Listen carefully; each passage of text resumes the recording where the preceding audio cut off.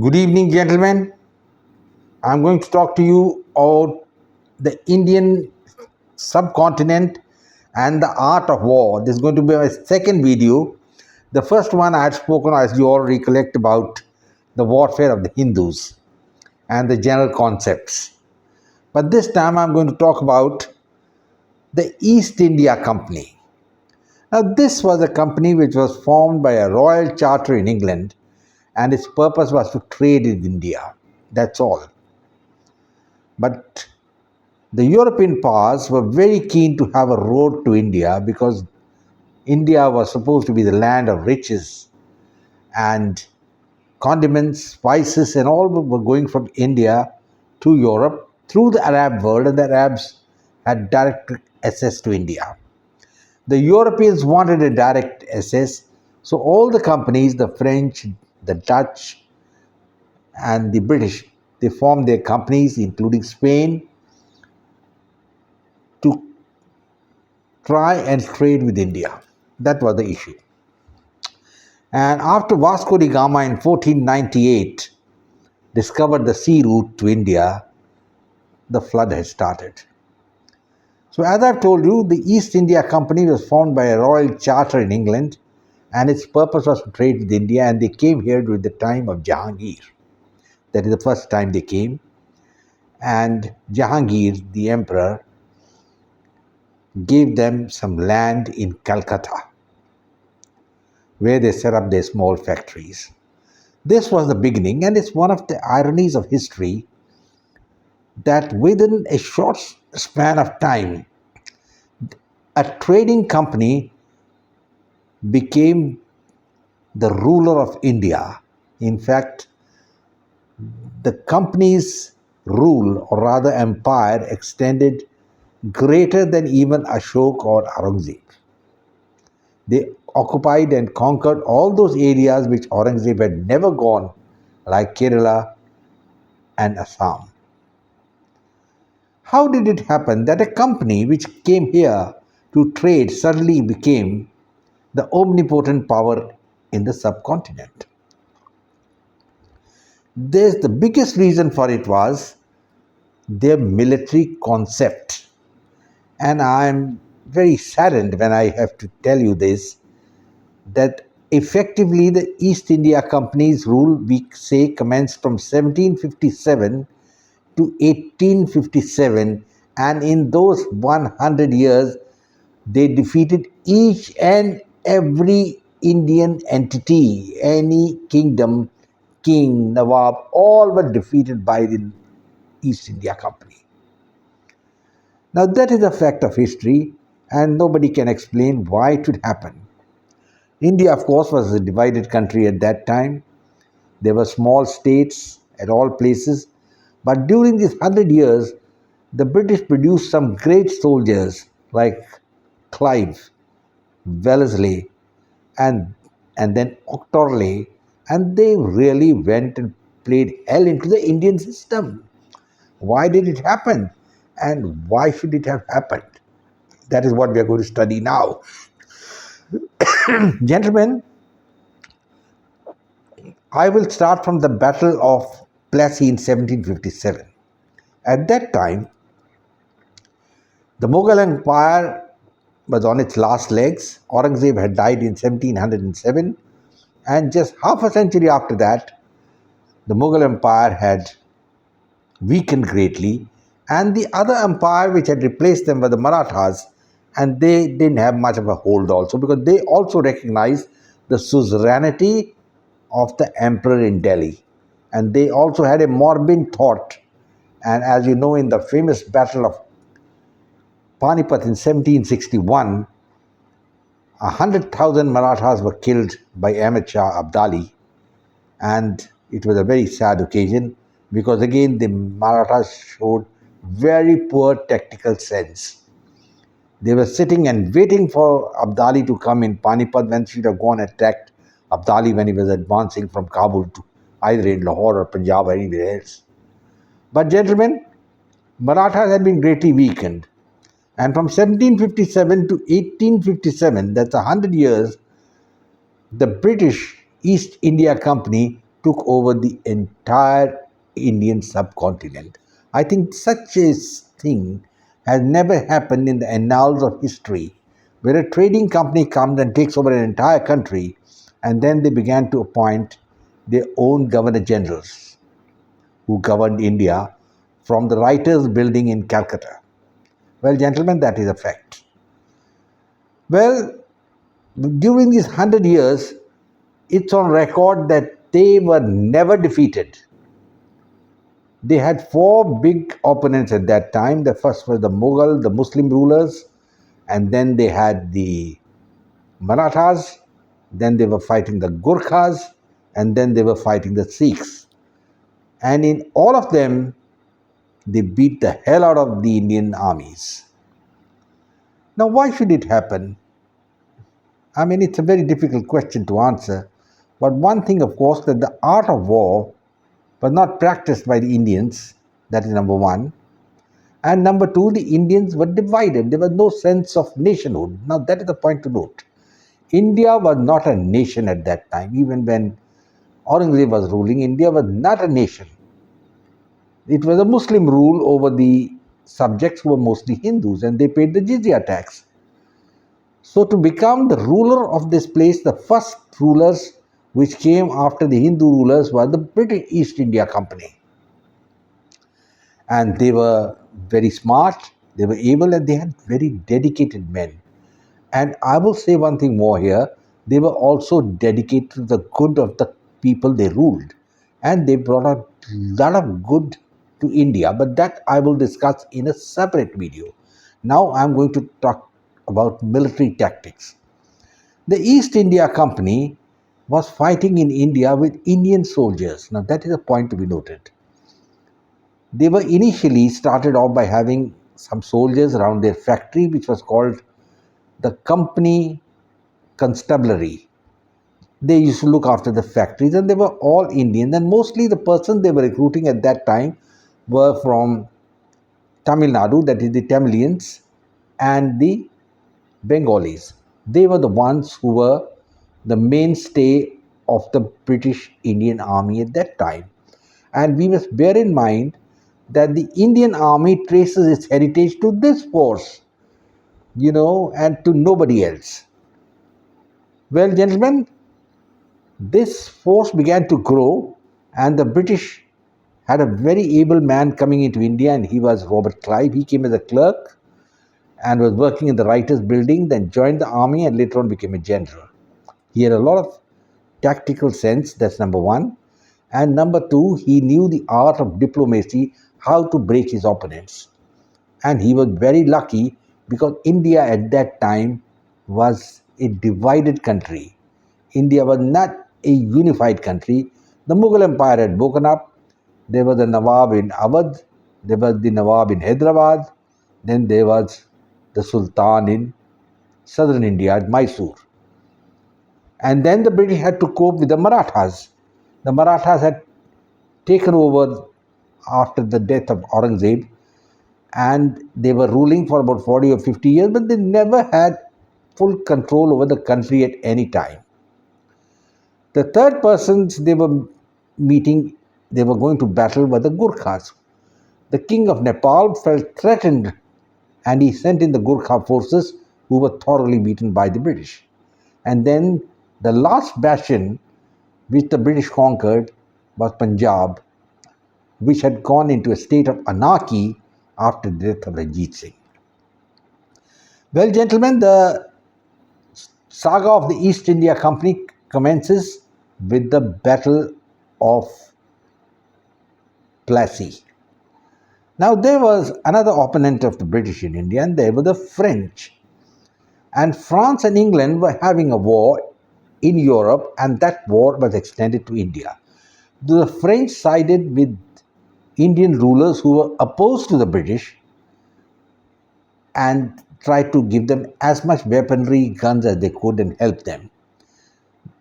Now, the Nawab of Awadh that time, Sirajuddaula, he was only 23 years old, had decided that the time had come to throw the Firangis out.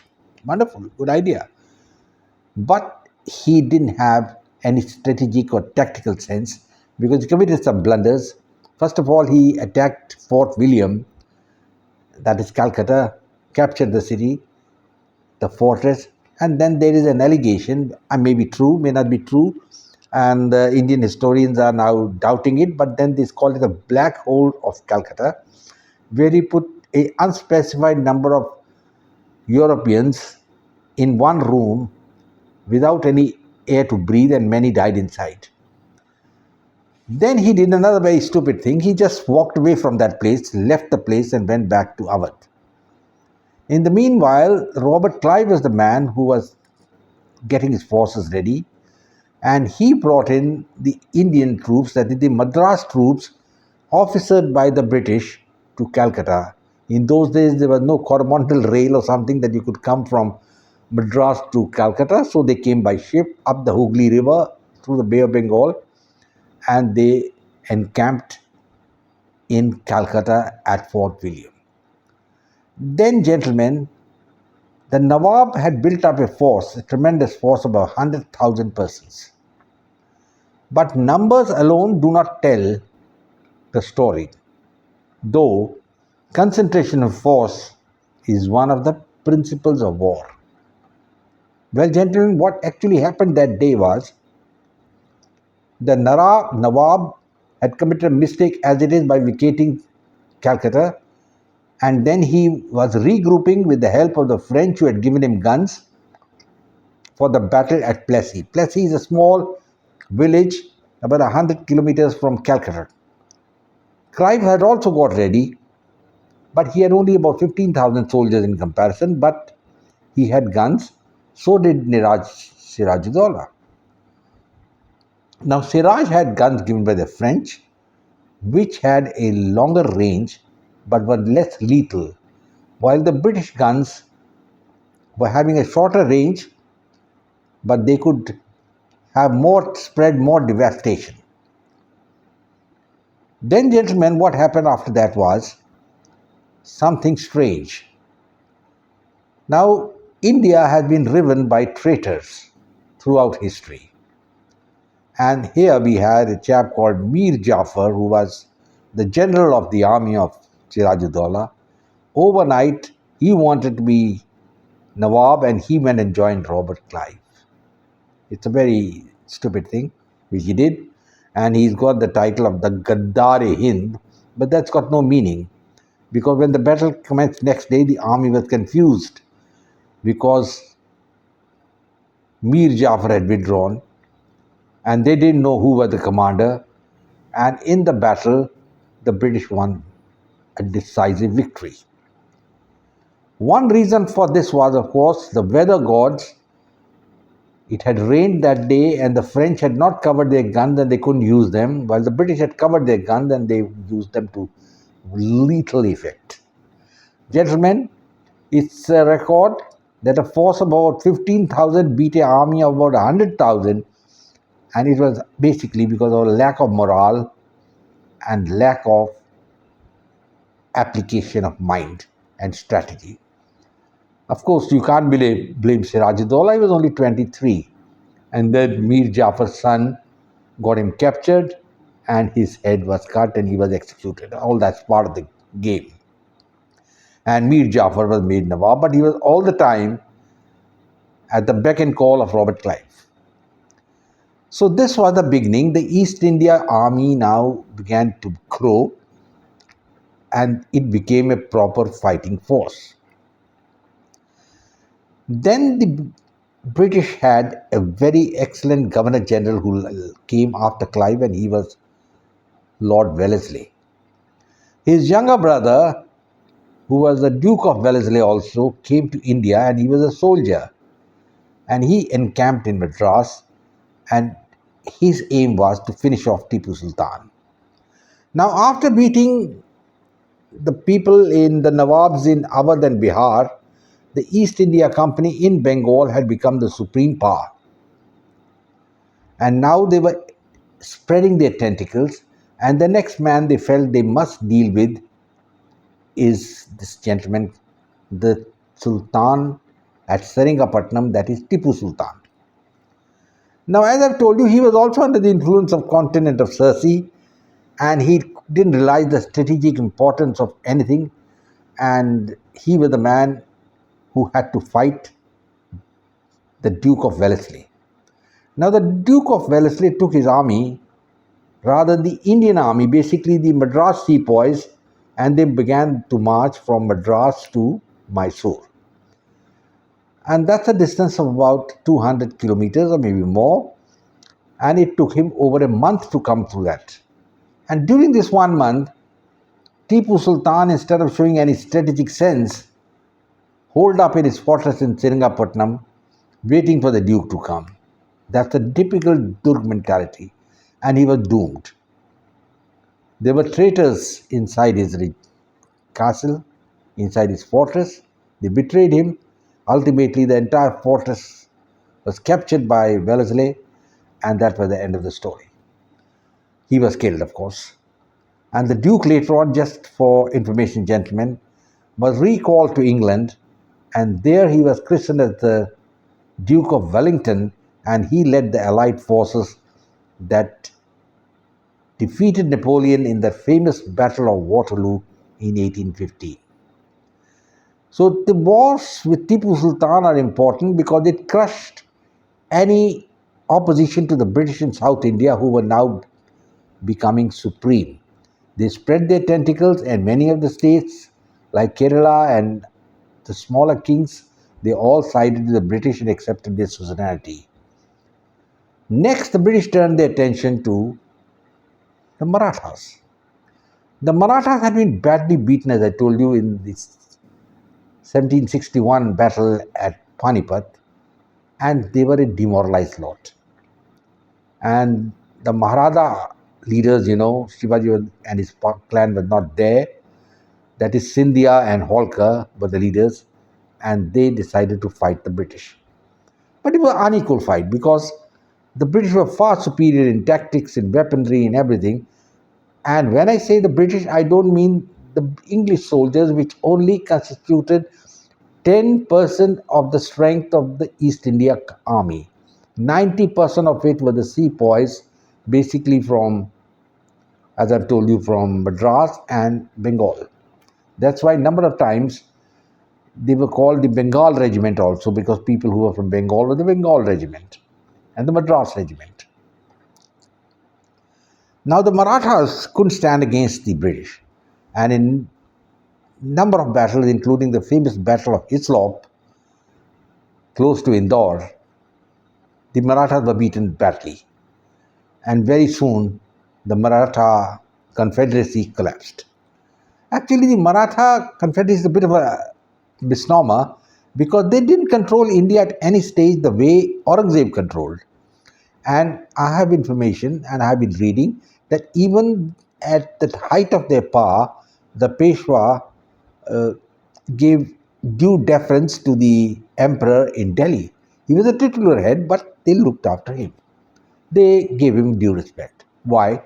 They should have ousted him and taken his place, but they didn't do it. The Marathas had a flash in the pan and they vanished.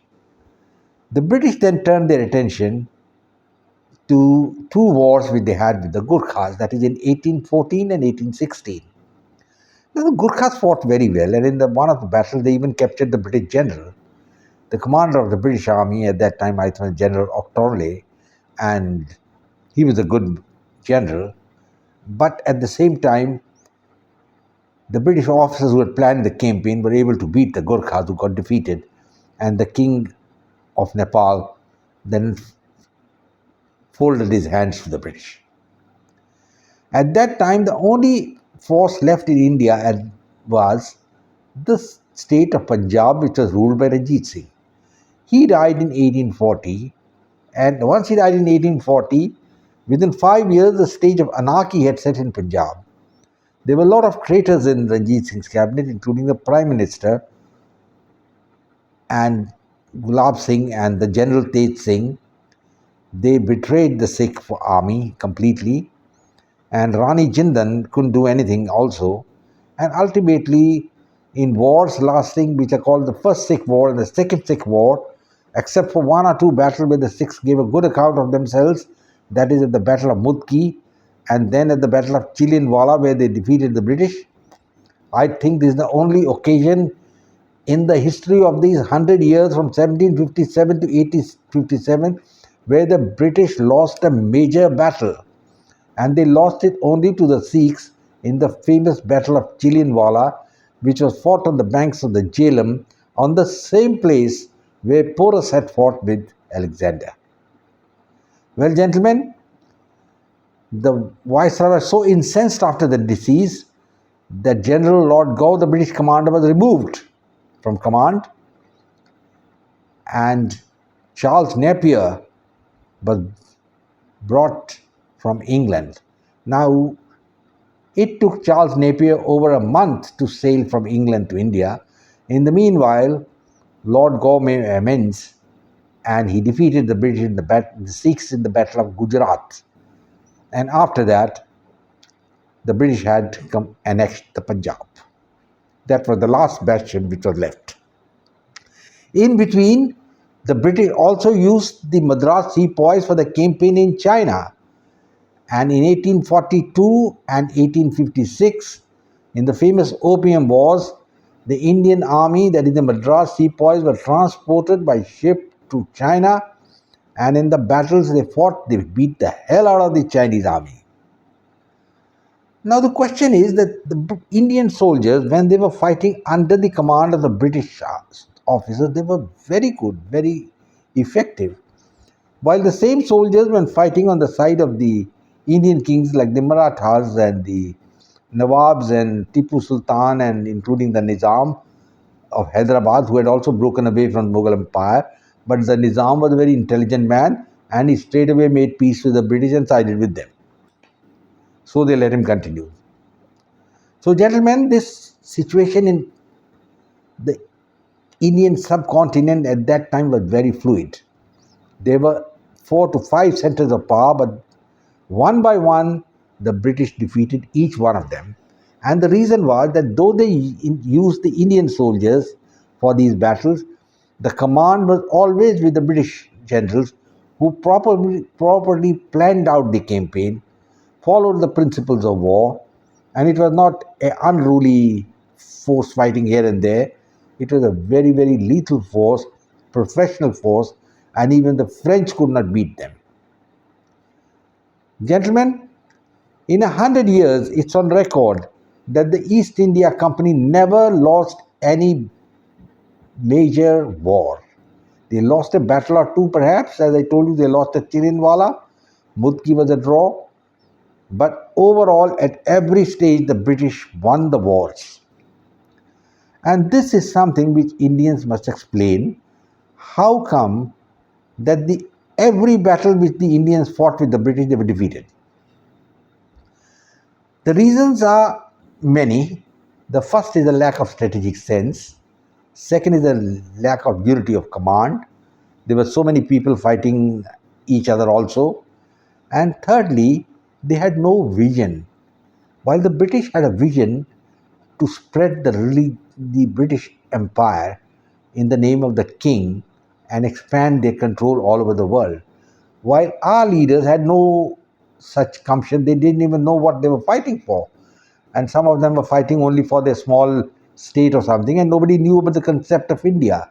So despite many, many people talking about that it was the Indians had a nationalistic sense and all that, it's all crap. I think you can dismiss it straight away. I will do that. The forces fighting at that time were fighting only for their clan and their area. They were not interested in anything. And secondly, India was not one entity at all. Assam was totally separate, and Baluchistan was separate. This all later on the British took over, and the East India Company rule ended in 1857. It ended when there was a mutiny. Now that I mention a word about the mutiny, the 1857 mutiny is sometimes called or referred to as the first great war of Indian independence. I think it's far from truth. This is not all. It was a mutiny confined to a few units of the East India Army. And it was a personal grouse because most of these soldiers felt that their religion had been defiled, as the new Enfield rifles cartridges which had been distributed to them were greased with the lard from cows and pigs. Well, it was true or no, we don't know. Nobody's clarified it.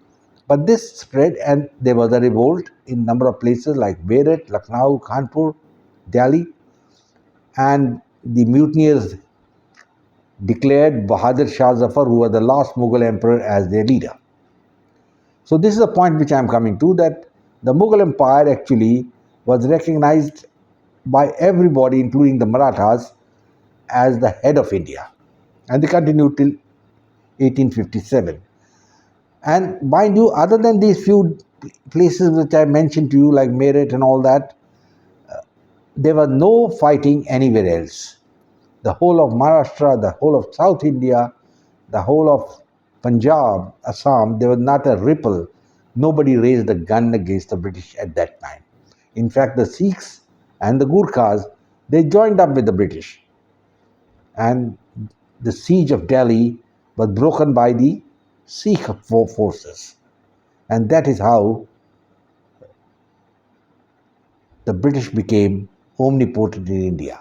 The mutiny, of course, was crushed, it had to be, but that is the time when the British Crown took action, and then they took over the administration of the country, and India became a crown colony, and Queen Victoria became Malika-e-Hind, the Empress of India. Gentlemen, war is a wonderful subject of study.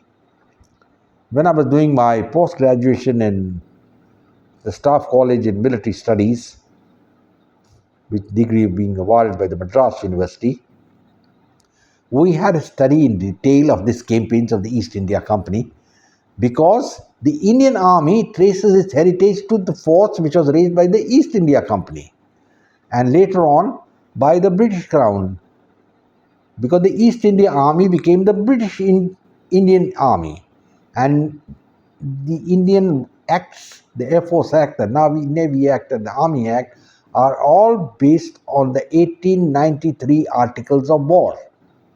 So once we refer our tradition to the East India Army and the British Indian Army, obviously we have to talk about where India stands. Gentlemen, one thing is very clear.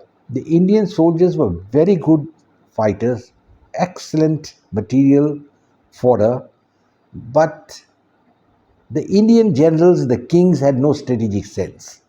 It's only the British who in 1903-1904 made an expedition even to Lhasa and captured Lhasa.